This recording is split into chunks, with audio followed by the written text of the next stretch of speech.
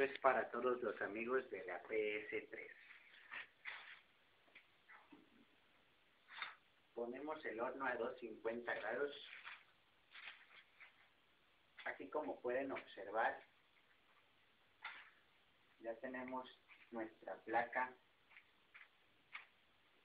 con los ingredientes secretos.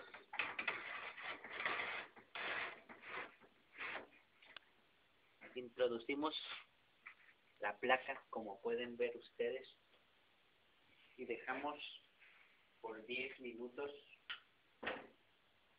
que se cocine el ps3.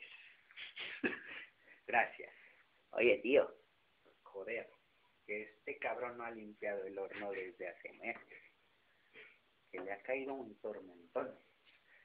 Dejamos secáis